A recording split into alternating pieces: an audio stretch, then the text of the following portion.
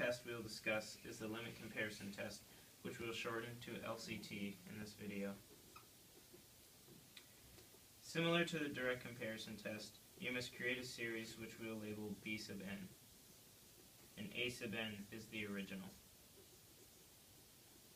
For the limit comparison test, the prevailing rule is that the limit as n approaches infinity of the absolute value of A sub n divided by B sub n equals C, and C must be positive and finite to meet the requirements for this test. If it is positive and finite, then the original series will act the same as the created series, in that if B sub n converges, then A sub n will converge as well. And if B sub n diverges, then A sub n will diverge as well. For this video, we're going to give two examples, one which converges and the other which diverges. The first example is a sum from n equals 1 to infinity and of n squared plus 1 divided by n. For this series, we will make B sub n equal to n. The limit as n approaches infinity of the absolute value of n squared plus 1 divided by n,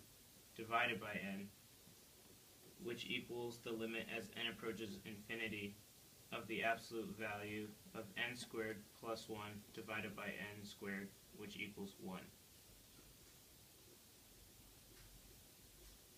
Since 1 is positive and finite, it meets the requirement. So by the nth term test for divergence, B sub n diverges, and with the limit comparison test, we can conclude that n squared plus 1 divided by n diverges as well.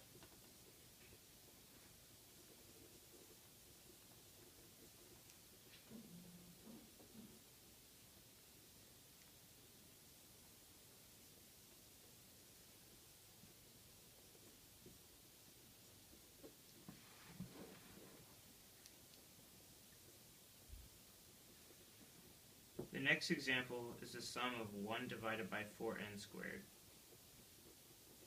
In this case, we'll see B sub n equal to 1 over n squared. The limit as n approaches infinity of the absolute value of 1 divided by 4n squared divided by 1 over n squared equals the limit as n approaches infinity of the absolute value of n squared over 4n squared, which equals 1/4.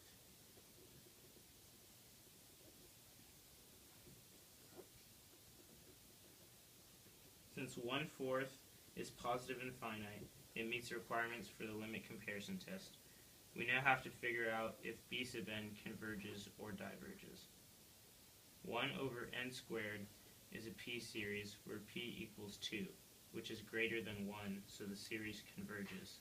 So, by the limit comparison test, 1 over 4n squared converges as well.